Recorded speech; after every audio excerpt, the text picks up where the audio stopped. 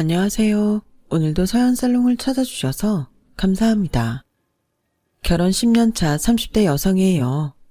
얼마 전 우리 부부는 결혼 10주년을 맞아 신혼 때 살았던 집을 찾아갔어요.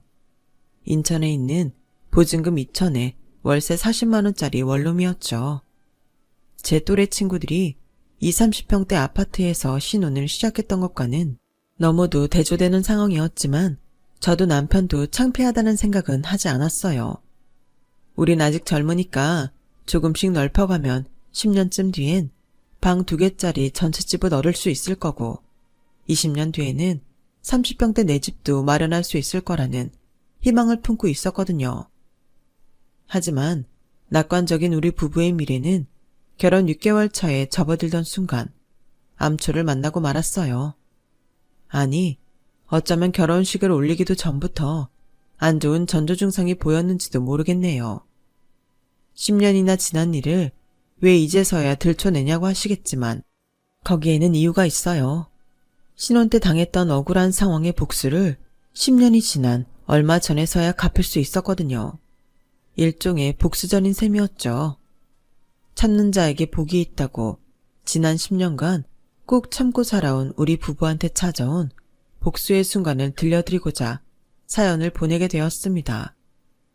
남편과 제가 만나게 된 건 13년 전이에요. 우리 부부는 동갑이었지만 당시 저는 입사 3년차 대리였고 남편은 신입사원이었어요. 비록 나이는 같았지만 제가 직속 사수였던 탓에 남편은 제게 늘 존대를 했었죠. 저 역시 혼자 말을 놓을 수가 없어서 똑같이 존대를 했었고요. 그런데 그거 아세요? 나이가 같으면 쉽게 친해질 수 있을 거라고 생각하지만 직급이 다른 상황에선 정말 서로가 불편한 상황이 된다는 걸요. 남편과 제가 그랬어요.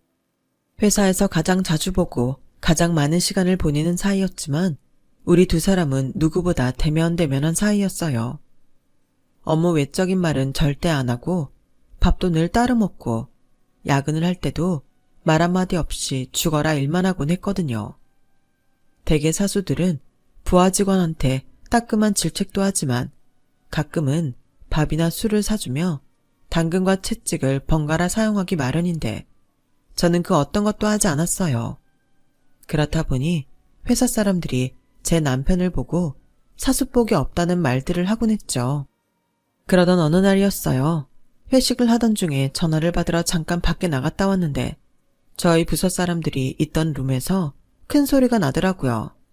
한 선배가 제 남편을 위한답시고 사수인 제 욕을 했는데 남편이 그 말에 발끈해서 대들더라고요. 김 대리님이 윤세아 대리님에 대해 뭘 안다고 그러세요? 말끝마다 저보고 사수복 없다고 하시는데 제가 보기엔 저처럼 사수복 많은 놈도 없다고 생각합니다. 누구처럼 부하 직원한테 자기 업무 떠넘기지도 않고 쓸데없이 시간 질질 끌면서 밤 늦게까지 야근시키는 일도 없고요. 무엇보다 빠른 시간 내에 회사에 적응할 수 있도록 업무도 제대로 가르쳐 주시니까요. 저를 두둔하려고 했던 남편의 말에 김대리가 버럭 소리를 쳤어요. 야, 이 새끼야. 너 지금 나 들으라고 돌려가게 하는 거지? 이 새끼가 이제 보니까 지 사수랑 똑같이 싸가지 없는 종자였네? 그 사수의 그 부하 직원이었어. 네가 윤세아 믿고 까부는 모양인데 너 라인 잘못 탔어. 네 사수가 얼굴 좀 반반하고 벗겨놓으면 쓸만한 앤지는 몰라도 네 회사 생활에는 하등 도움이 안 된다는 걸 알아야지. 왠지 알아? 우리나라에선 여자는 결혼하면 회사에서 아웃이니까. 그런데 걔가 밑에 사람 끌어줄 여유가 있겠냐? 너 끈 떨어진 연대는 건 시간 문제라고. 김대리의 말에 남편은 주먹을 날렸고 순식간에 회식 자리는 싸움판이 되었어요. 그 일로 김대리는 제 남편을 고소하겠다고 길길이 날뛰었고 그 바람에 신입사원이었던 제 남편은 회사에서 곤란한 처지가 되고 말았어요. 신입이 대리를 때렸으니 오죽하겠어요. 통장에 월급이 들어올 때마다 학자금 대출이며 각종 비용으로 싹 빠져나가는 처지였던 남편으로서는 위기의 상황이었죠. 그런데도 제 앞에서는 아무 일 없는 것처럼 꿋꿋하게 버티는 걸 보니 더 미안했어요. 경훈씨, 왜 그랬어요? 내가 사수로서 경훈씨한테 잘해준 것도 없는데 뭐하러 내 편을 듣느라 이런 꼴까지 당하냐고요. 제 물음에 한참 동안 입을 다물고 있던 남편은 흐릿하게 웃으며 말했어요. 저도 여동생이 있거든요. 제 여동생이 회사에서 김대리 같은 놈한테 그런 말을 들으면 못 참을 것 같아요. 내가 경훈 씨 여동생도 아니잖아요. 아니죠. 그래도 세아 대리님은 제 사수이기도 하지만 제가 좋아하는 여자니까요. 느닷없는 고백에 할 말을 잃은 저는 눈만 꿈뻑이고 있었어요. 대학 시절부터 철벽녀로 불릴 정도로 남자에 관심이 없던 저였지만 그 순간에는 솔직히 심장이 미친 듯이 쿵쿵 뛰는 바람에 스스로도 놀랄 정도였어요. 찰나였지만 제가 남편한테 반한 순간이었어요. 내가 뭐라고 자기 회사 생활까지 걸고 이런 짓을 했을까 생각하니 어떻게든 이 남자를 구해내야겠다는 생각뿐이었어요. 그래서 김대리를 따로 불러 협박 아닌 협박을 했어요. 김대리님, 나한테 할 말 없어요? 아, 무슨 말. 할 얘긴 윤대리가 있어서 부른 거 아니야? 혹시라도 오경은 그 새끼 봐달란 소리 할 거면 아예 시작도 하지 마. 나 그 새끼 폭행으로 고소할 거니까. 김대리는 큰 소리를 떵떵 치며 기선 제압을 하려 들었어요. 그래요. 고소하세요. 근데 나도 너 고소하려고요. 그동안 네가 내 톡으로 보냈던 음란한 문자랑 탕비실에서 성희롱했던 거 싹 다 걸어서 소송하고 윤리위원회에 보낼 예정입니다. 그날도 나 자리 비운 사이에 오경훈 씨 앞에서 날 두고 성적 희롱하는 말 했던 거 기억하죠? 오경훈 씨가 김대리님한테 주먹 날린 이유가 그거였으니까. 뭐 그쪽이 폭행으로 고소 진행하면 그쪽 법정에서도 얘기 나올 거 아니에요. 그럼 내 소송권에도 유리하겠네요. 그럼 우리 법정에서 봐요. 아, 윤리위원회 통해서 성추행 사실 밝혀지면 김 대리님도 회사 다니기 힘들겠네요. 나이도 있으신데 하루속히 구직 사이트 찾아보셔야겠어요. 방금 전까지 기세 등등하던 김 대리는 제 반격에 오히려 제 바지가랑이를 붙잡고 싹싹 비는 상황으로 변했고 제가 소송을 안 하는 조건으로 제 남편 소송을 포기하겠다고 약속했어요. 그리고 사내에서 제 남편이 불이익을 당하지 않도록 그날 일은 자신이 취기에 먼저 도발해서 벌어진 일이라고 공개적으로 사과를 하는 선에서 사건은 일단락되었어요. 지옥에 떨어질 뻔한 순간에 극적으로 기사회생한 남편은 제게 달려왔어요. 윤 대리님, 정말 감사합니다. 그동안 무심한 척했지만 저 사실 속으로 바짝 쫄아있거든요. 당장 회사 잘리면 학자금 대출금도 그렇고 걱정이 태산이라서요. 제가 주제넘게 버린 행동 때문에 대리님한테 폐만 끼쳤어요. 죄송해요. 김 대리를 통해 상황을 전해들었는지 남편은 몇 번이나 고맙다는 인사를 했어요. 아니에요. 이게 다 저 감싸주려다 일어난 일이잖아요. 저만 도움받고 입 닦을 순 없죠. 게다가 그동안 김 대리님 때문에 스트레스 받는 일 많았는데 용기가 없어서 참고 있었어요. 경훈 씨 덕분에 더는 김 대리님 때문에 피곤할 일도 없어졌으니 오히려 제가 더 고맙죠. 남편은 괜찮다는 제게 굳이 밥을 사겠다고 졸랐고 결국 그 주 주말에 밖에서 만나기로 했어요. 회사 안에서 정장을 입은 모습만 보다가 캐주얼 차림을 한 남편을 보니 새삼 새롭더라고요. 그래서 그런가 마치 남자친구랑 데이트를 하러 나온 기분이 들더군요. 날씨도 화창하고 마침 저희가 갔던 지역이 연인들이 많이 찾는 데이트 코스라서 더 그랬는지도 모르겠네요. 벚꽃길을 나란히 걷는데 괜히 심장이 두근거려서 혹여 밖에까지 들리는 게 아닐까 걱정돼서 혼났어요. 더군다나 이미 남편한테 고백까지 받은 상황이라 둘이서 사적으로 시간을 보내는 게 어색해 미칠 지경이었죠. 그런데 이상하게 싫지는 않았어요. 오히려 들뜨고 설레더라고요. 그렇게 싱숭생숭한 마음으로 주말을 보내고 월요일에 출근을 했는데 이상하게 남편이 평소랑 다르게 느껴지는 거예요. 부하 직원이 아닌 남자로 보이기 시작한 거죠.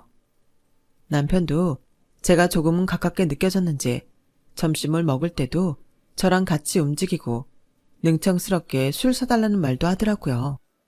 에이, 다른 팀 사수들은 프로젝트 끝나고 술도 사준다던데 윤 대리님은 술 안 사줘요? 그러지 말고 사줘요. 애교까지 떨며 어떻게든 저랑 같이 붙어있을 구실을 마련하는 남편 덕에 결국 그해 가을부터 사귀게 되었어요. 주변에 말들이 많을까봐 처음에는 비밀 연애를 하다가 결혼을 앞두고 몇 달 전에 교제 사실을 알렸어요. 그동안 속여서 미안한 마음에 어떻게 실토를 하나 고민을 했는데 신기하게도 다들 이미 눈치를 채고 있더라고요. 그렇게 붙어 다니는데 어떻게 몰라. 우리가 다들 눈뜬 장님인 줄 알아? 팀장님 말에 어찌나 얼굴이 화끈거리든지 이럴 거면 뭐하러 기를 쓰고 감추려고 노력했나 싶더라고요. 앞에서 말씀드린 대로 보증금 2천만 원에 월세 40만 원짜리 원룸에서 신혼을 시작해야 했을 만큼 우리 부부한테는 돈이 없었어요. 정확히 말하면 남편 쪽 사정이 안 좋았죠. 사귀고 얼마 지나지 않아 남편은 자기 집 형편에 대해 얘기를 해주었어요. 외가에 돈이 많아서 어릴 때부터 꽤 부유하게 자랐다고 하더라고요. 아버님은 처가에 대릴사위로 들어와 장인이 유산으로 남긴 재산을 가지고 사업을 하셨는데 하는 족족 실패해서 그 많던 재산이 10년 만에 다 날아가 버렸다고 하더군요. 결국 남은 거라곤 남편의 외할머니가 살고 계신 지방의 작은 아파트 한 채뿐이었어요. 우리 아버지는 사업이랑 안 맞는 사람인데 왜 그렇게 사업 욕심이 많으신가 몰라. 다른 집들은 살면서 집도 불려나가고 돈도 모으고 살잖아. 근데 우리 집은 대저택에서 살다가 다세대 빌라로 그러다 전셋집을 거쳐 지금은 월세살이로 전락했어. 내 월급에서 학자금 대출받은 거 갚고 어머니한테 생활비 좀 드리고 나면 한 달 월급이 개눈 감추도 사라진다니까. 너한텐 정말 미안해. 나도 너한테 해주고 싶은 건 많은데 아직은 내가 그럴 형편이 안 된다. 사귀던 때부터 그런 사정을 알고 있어서 결혼을 준비하면서도 큰 기대는 안 했어요. 일단 집은 남편과 제가 1,000만 원씩 내서 보증금을 만들고 월세는 우리 월급에서 내기로 했죠. 살림은 워낙 집이 좁은 데다 빌트인이라 어지간한 건 다 있어서 침대랑 옷 서랍, 작은 식탁 정도만 사기로 했어요. 그 밖의 살림들은 그때그때 필요에 따라 구입하기로 했고요. 이미 우리끼리는 이런 세부적인 계획까지 세워놓고 있던 터라 결혼 준비하는 게 그리 힘들지는 않았어요. 예식장은 모교 회관에서 하기로 했고 웨딩 촬영 대신 남편과 신혼여행지에서 스냅 사진을 찍기로 했어요.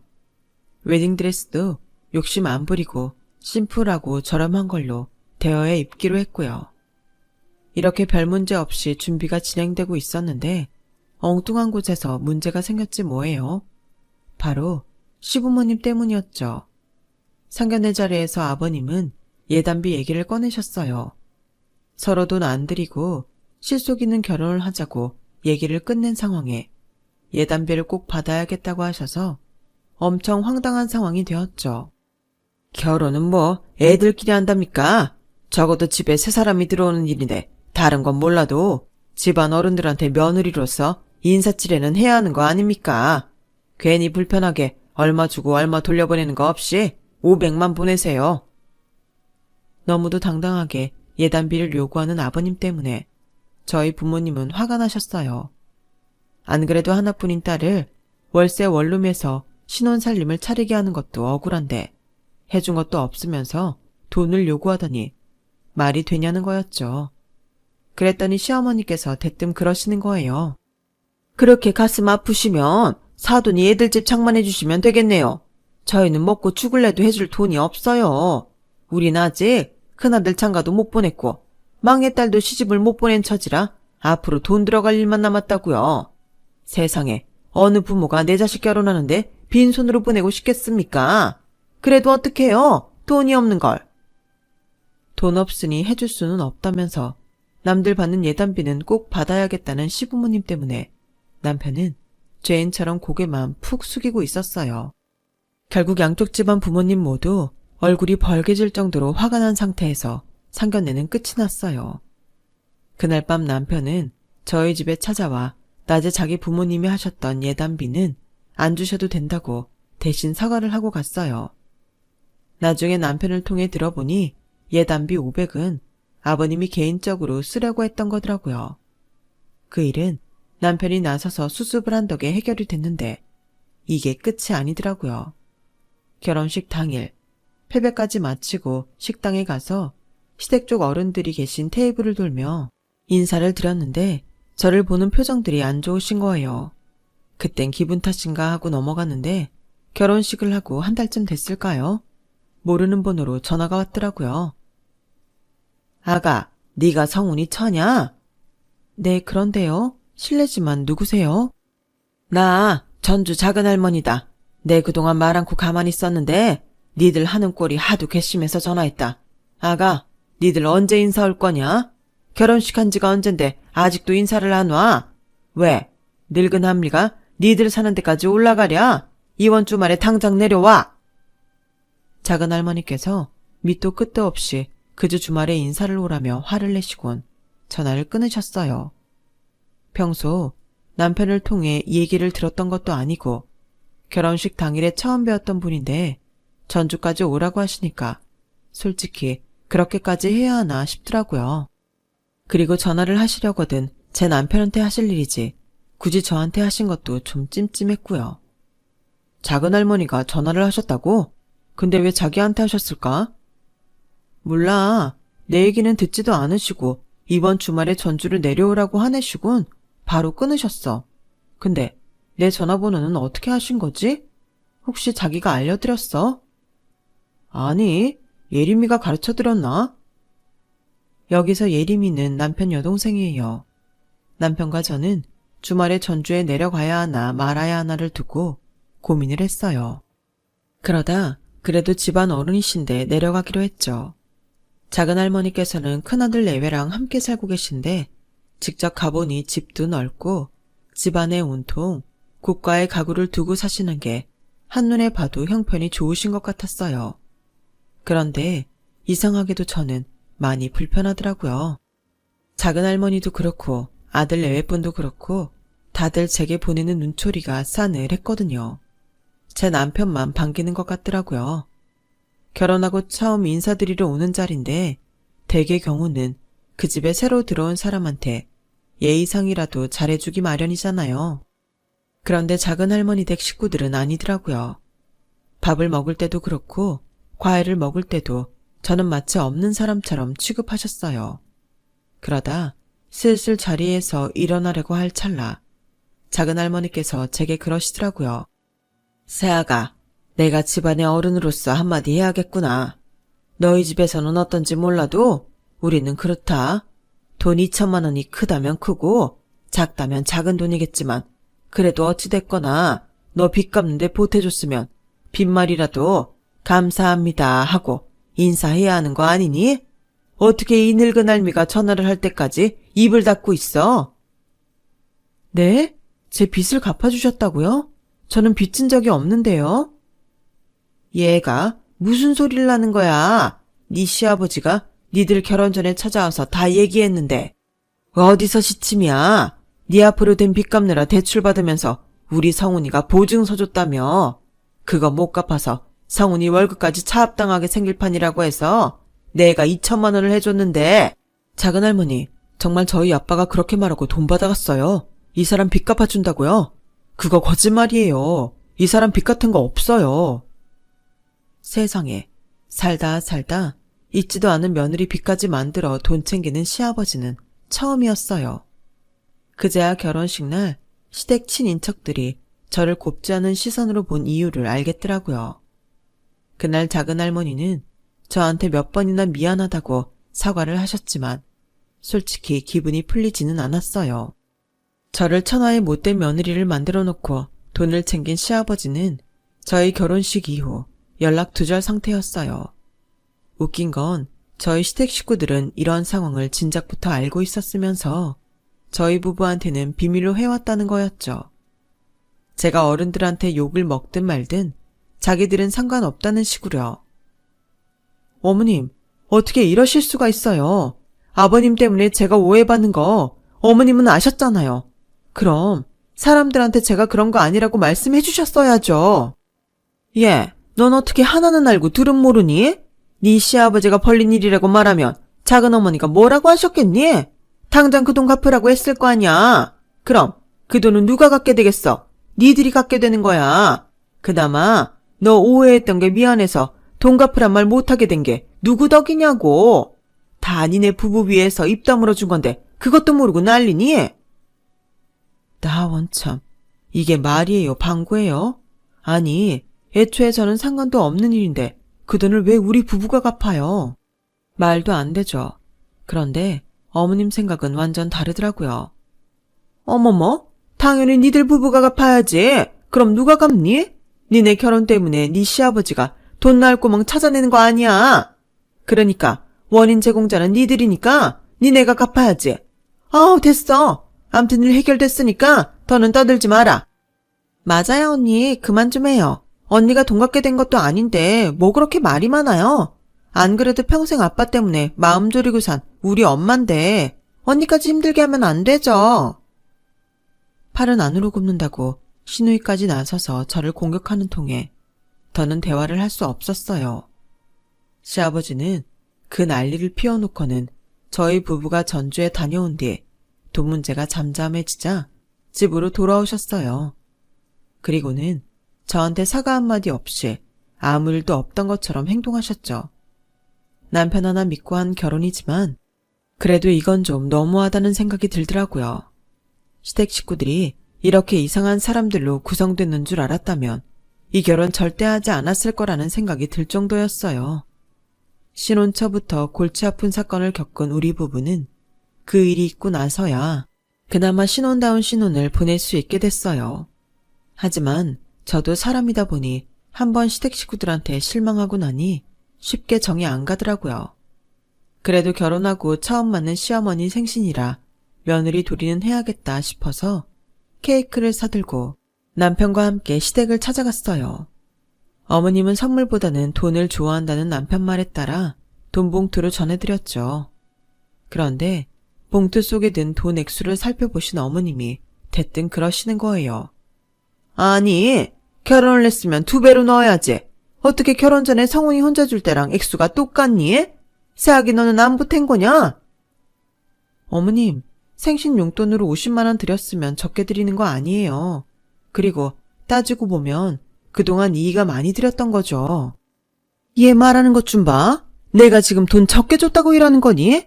50만 원이 많고 적고의 문제가 아니라 결혼 전과 후의 액수가 차이 안 난다는 게 문제라는 거지. 넌 왜 항상 네 편한 대로 말을 돌리니? 너 그거 아주 안 좋은 습관이다. 내가 이번엔 그냥 넘어가 준다만 내년 생일 때부터는 너 이러면 안 돼. 알았어? 결국 이날도 돈은 돈대로 나가고 욕은 욕대로 먹게 되었어요. 매번 시댁에 갈 때마다 기분이 상해서 오다 보니 저도 모르게 시댁과 거리를 두게 되었어요. 그러는 사이 시간은 흘러 결혼한 지 반년쯤 되었을 무렵이었어요. 시어머니 호출을 받고 시댁에 갔는데 제 남편 카드 명세서가 식탁 위에 놓여 있더라고요. 남편이 결혼 전에 생활 비용으로 쓰시라고 어머님께 드린 카드였죠. 저희가 결혼한 뒤에는 어머님이 사용을 안 하고 계셨는데 그래도 카드 정지를 해놓지 않아서 명세서는 오는 모양이었어요. 어머님, 아직 이 카드 사용하세요? 니들 결혼하고부터는 안 쓴다? 왜? 내 말 못 믿겠니? 명세서라도 보여주랴? 에이, 아니에요. 제가 굳이 명세서까지 살피지 않은 이유는 어머님이 카드를 사용하시면 그 승인 내역이 남편한테 문자 전송되기 때문이었어요. 아직까지 사용 내역 문자가 오지 않는 걸로 봐서는 안 쓰신다는 말이 거짓은 아니란 얘기였어요. 그런데 며칠 뒤 회사에서 남편과 함께 점심을 먹는데 남편 휴대폰으로 카드론 대출 승인 문자가 날아온 거예요. 자그마치 3천만 원이나요. 여보, 이거 뭐야? 자기 카드론 받았어? 아니야, 나 이 카드 안 쓰잖아. 어머니가 가지고 계신 카드야. 설마 어머니가 카드론 받으신 건가? 밥을 먹다 말고 어머님께 전화를 했어요. 그런데 안 받으시더라고요. 점심시간이 끝나고도 저랑 남편이 번갈아 어머님께 전화를 해댔더니 몇 시간 뒤에서야 전화를 받으시더라고요. 어머님과 통화를 마친 남편은 얼굴이 흑빛이 되었어요. 자기야, 어머님이 뭘 하셔? 카드론 받으셨대? 아, 진짜 나 정말 미치겠다. 형이 사채까지 끌어다 주식 투자를 했는데 그 바람에 5천만 원이나 날렸다나 봐. 그거 못 갚아서 집에 차압 들어온다고 난리쳐서 내 카드로 카드론 받았대. 말도 안 돼. 당장 카드론 취소해. 자기가 직접 카드사로 전화하면 되잖아. 이미 늦었어. 카드론 들어온 계좌에서 돈 빼서 사채비 갚았대. 자기 계좌에서 어떻게 돈을 마음대로 빼가?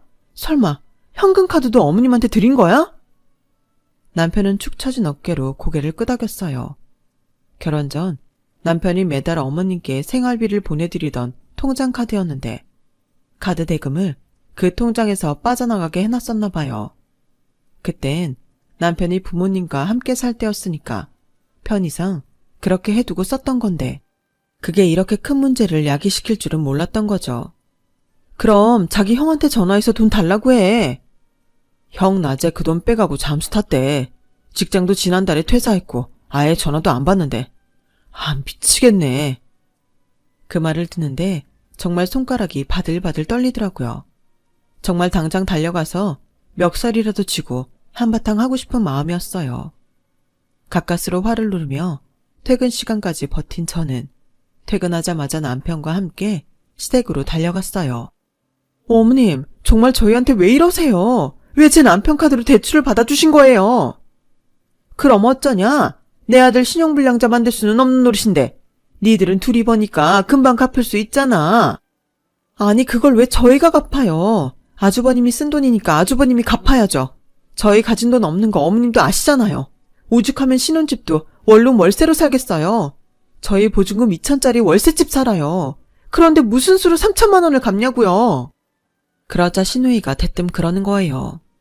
언니 결혼하기 전에 친정 엄마한테 그간 모아둔 결혼자금 맡기고 왔다면서요. 이자 놔달라고요.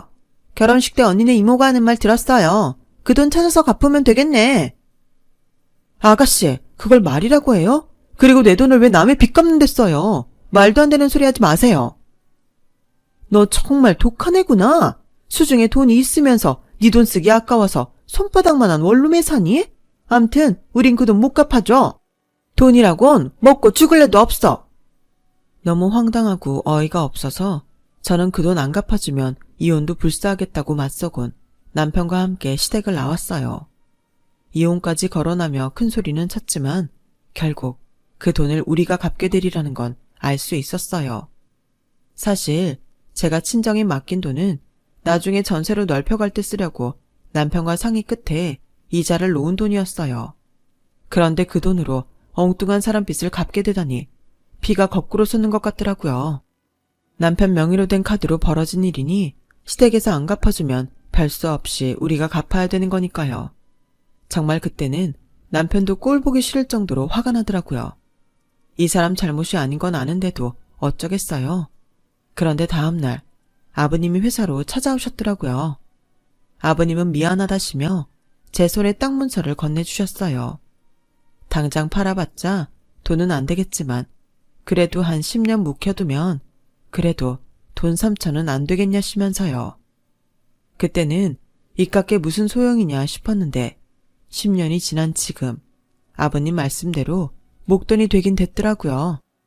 주변에 아파트 단지가 들어서면서 상권까지 조성되는 바람에 각종 세금 떼고 2억이 조금 안 되게 차액을 남길 수 있었어요.